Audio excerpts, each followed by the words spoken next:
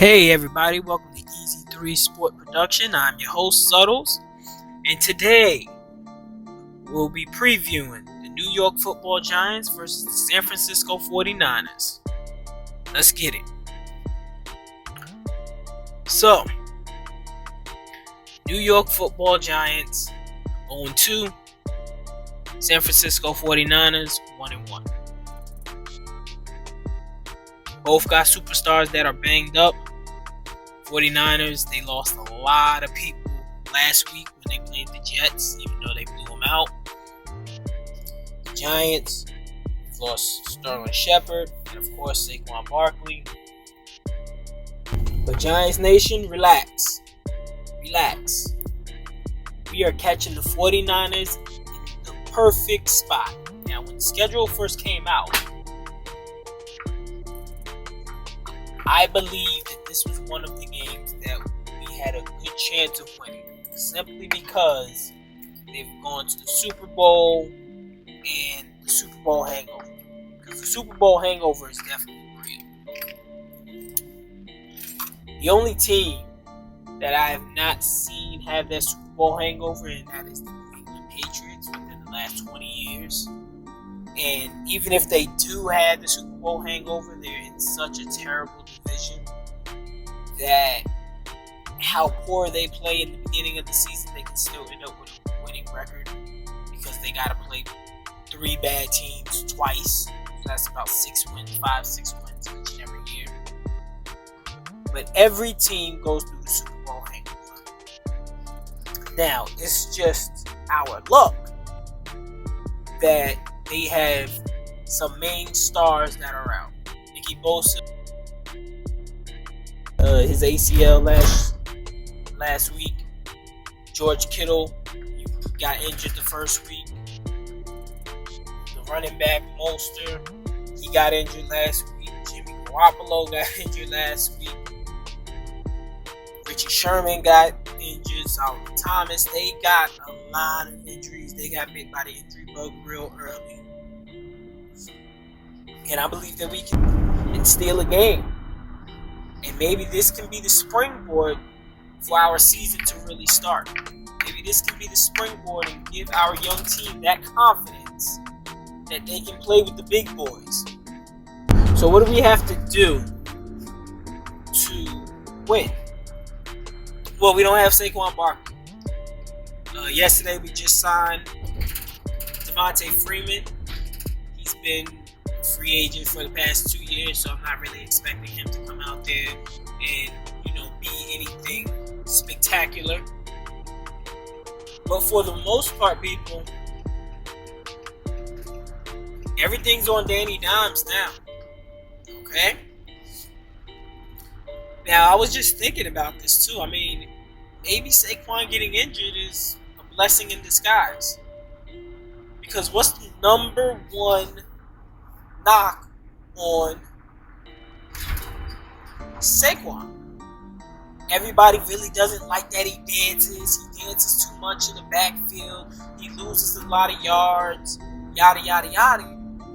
Now, after this ACL injury, he's going to have to change his game. He's going to turn more into, I believe, Gale Sayers. And if you don't know who Gale Sayers is, look him up, because he was a great running back in the day. He was extremely elusive until he got that knee injury. And then once he got that knee injury, it changed his whole game. He was just a straight downhill runner. That's what everybody wants Saquon to do. That's what I believe that's going to end up happening. Is that he's going to be less Barry Sanders and he's going to be more like Zeke, how everybody's been asking him to be. But it's 2 other things that goes with the Saquon Barkley injury. We don't have to pay him. That was going to be one of the biggest things going into the next season, was that we was going to have to pay Saquon. So now, Saquon's not even going to be ready until the next season. So during this offseason, we can tell him that we're going to use his 5th-year option. So we'll actually have him for 2 more years on the contract that he's on, and then we won't have to deal with that for 2 more years. And then we just gotta hope that he comes back and be above average or a better running back than what he already was. And another thing, now this opens up the field for Daniel Jones. So now we're really going to see what our quarterback has. I mean, he's gotten used to playing without Saquon and a lot of his weapons last year. Now, Batted, this is definitely a new system. You can see that he's learning the ins and outs of it. And now it's going to be his time to step up. Now it's going to be his time. Everything is going to be on his arm. We're going to have to win on his arm. Taking more responsibility. I think it's time for him to step up. It's time for him to show us what we got in the quarterback. That he is our franchise quarterback. But for this game, I see that they have to attack the 49ers with short routes. That's what I believe. You can't really establish the run game. You really can't. I mean, we're going to have Deion Lewis. We're going to have Devontae Freeman. I'm pretty sure they're going to have Wayne Gallman. And, I mean, these guys, they can do running back by committee. But I don't believe that they're going to really establish a run game, especially against that D-line. Even though they don't have Nicky Bosa, I do believe they still are the better. They still are one of the top defensive lines in the league. So it's going to be on Danny. And I don't think we should do deep routes. Jason Garrett, you guys shorten up these routes. We don't have the receivers that create separation to be able to get those deep routes in. So you have to shorten these routes up. I would like to see at the beginning of this game, we're going to establish the tempo. Get Danny into a rhythm. Start to use the hurry-up offense. And then we just catch them on their heels. If we can put together at least 3 drives throughout this game of 10 plus plays, I believe we can win the game.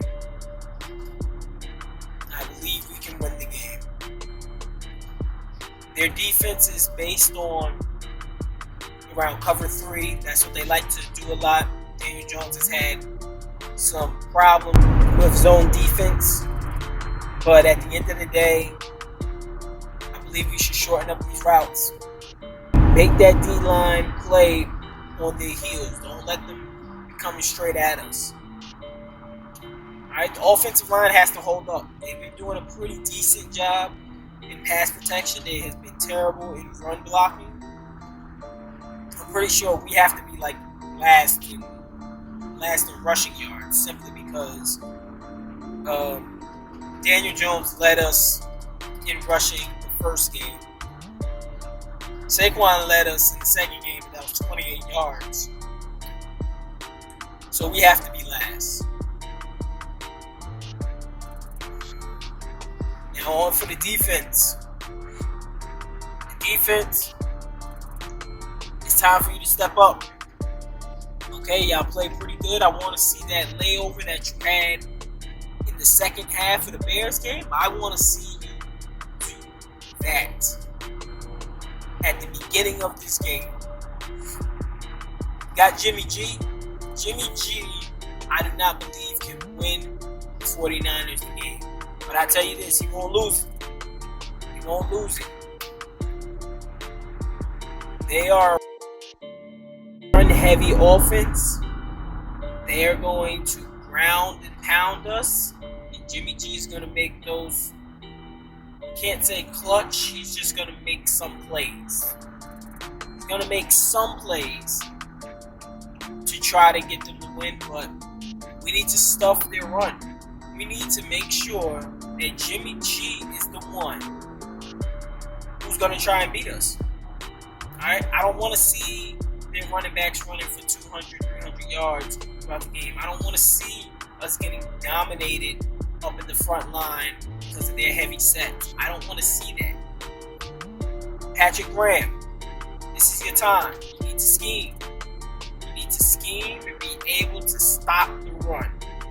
Alright, we've been getting some good pressure on the quarterback. We've been blitzing a lot less than we was last year with Betcher. It's your time, Patrick Graham. It's your time. I want to see a good game plan. But overall, I believe that the Giants will win of a score of 27-21. That's what I think. They're analyzing the injuries and going forward, 27-21. All right, this has been an Easy 3 production preview of the Giants and 49ers game, Week 3 at MetLife Stadium. We're going to see what will happen. Don't forget to like, subscribe, leave your thoughts in the comments section. And I'm out.